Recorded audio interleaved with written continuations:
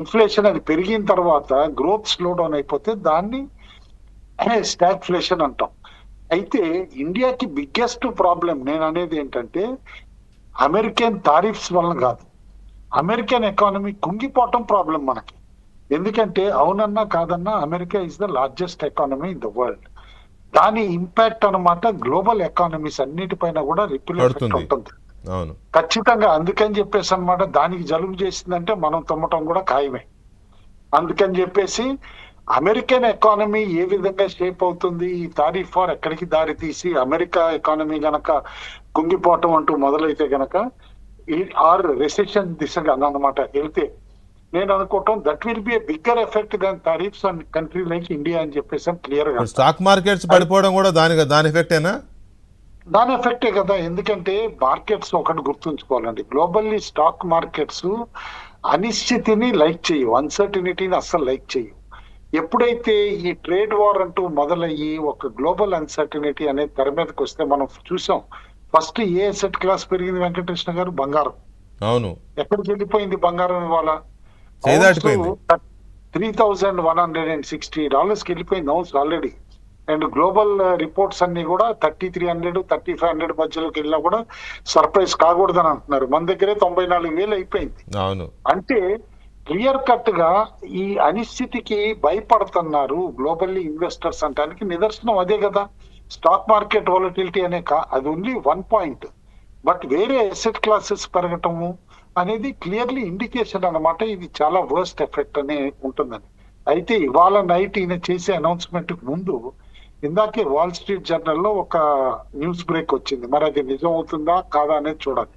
American treasury సెక్రటరీనే ఒకళ్ళు చెప్పడం జరిగింది అనమాట, బెనెట్ అని. ఏదైతే టారిఫ్స్ అనౌన్స్ చేస్తామో అది సీలింగ్ అంతేగాని ఫ్లోర్ కాదన్నారు. అంటే ఏంటి? ఇవాళ సపోజ్ నైట్ ఆయన 20% అనౌన్స్ చేశారు అనుకోండి టారిఫ్, అది ceiling. Country to country negotiate చేసి తగ్గిస్తాం, అంతేగాని 20 కంటే ఎక్కువ పెంచము. కానీ అది చెబుతూనే, మీరు అన్నది కరెక్టే, కానీ అది చెబుతూనే రిపీటెడ్గా ఆమె ఆ సెక్రటరీ చైనాతో పాటు ఇతర కంట్రీలతో పాటు ఇండియా పేరును కూడా రిపీటెడ్గా ప్రొనౌన్స్ చేసింది. 100% ₹100 వేస్తున్నారని, అదని ఇదని.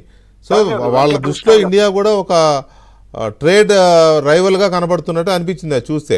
కాదు, అది క్లియర్ కట్ గా డౌట్ లేదు వెంకట్ గారు. ఎందుకంటే ఇప్పుడు యుఎస్టిఆర్ అంటే ట్రేడ్ రిప్రజెంటేటివ్ ఆఫీస్ అన్నమాట స్టేట్మెంట్ ఇచ్చినప్పుడు 15 డర్టీ నేషన్స్ అంటే 15 డర్టీ నేషన్స్ అంటే ఎక్కడ వాళ్ళకి ట్రేడ్ డెఫిసిట్ ఎక్కువ ఉంది, ఇంబ్యాలెన్స్ ఉంది అనేది.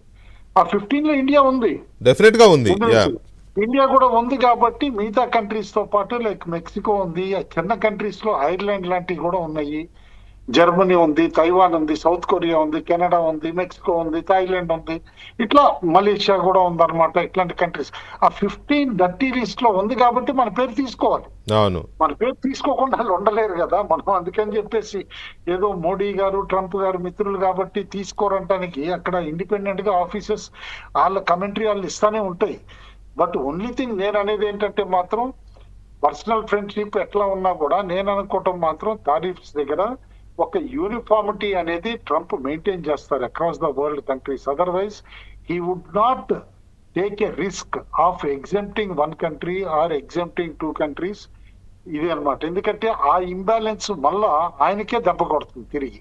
అండ్ ఇంకొకటి మనం గుర్తుంచుకోవాలి ఇక్కడ, అవునన్నా కాదన్నా it is a billionaires government అండి. అమెరికన్ గవర్నమెంట్ బిలియనర్స్ గెలిపించారు, బిలియనర్స్ వల్లనే రన్ అవుతుంది. ఇవాళ చూస్తా ట్రంప్ టారిఫ్స్ అన్న దగ్గర నుంచి ఎలాన్ మస్క్ ఆస్తి ఎంత ఆవిరైపోయిందండి. చాలా $450 ఉండే టెస్లా స్టాక్ ఇవాళ $250 వచ్చేసింది. అంటే దాదాపు $150 to $200 బిలియన్ ఆయన ఆస్తి ఆవిరైపోయింది. అంటే వేరే బిలియనర్స్ ఆస్తులు కూడా ఏ విధంగా ఆవిరైపోయినాయో చూసాం.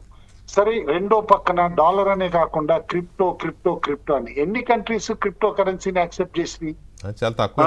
బిట్ కాయిన్ కానీ ఇది కానప్పుడు క్రిప్టోని అంత ప్రమోట్ చేస్తున్నప్పుడు ఒక ట్రెజరీలో కూడా అనమాట అంత కన్ఫ్యూజన్ క్రియేట్ చేసినప్పుడు is proving more dangerous than an atomic bomb for global economy అని అంటాను ట్రంప్ గారి యాక్షన్స్.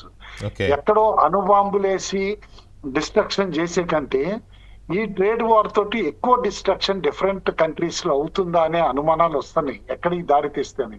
కోవిడ్ అప్పుడే పెను ఉప్పు అనుకున్నాం చాలా కంట్రీస్ కి. దాన్ని కోవిడ్ నుంచి తేరుకున్నాయి. సరే నోట్లు ముద్రించారు అవనండి, ఏదైనా అవనండి, డిఫరెంట్ కంట్రీస్ స్టిమ్యులస్ ప్యాకేజీలని ఇట్లా చేసి బయటపడినా దానికంటే ఎక్కువ ఇప్పుడు ఈ ప్రాబ్లం వస్తుంది. అదే సహజంగానే మనుషుల్ని ఎలాగైతే ఆర్థికంగా దెబ్బతీస్తే కోలుకోలేరో, ఇప్పుడు దేశాలని ఆ రకంగా టార్గెట్ చేస్తే ఇది అందుకే ప్యానిక్ అవుతున్నట్టు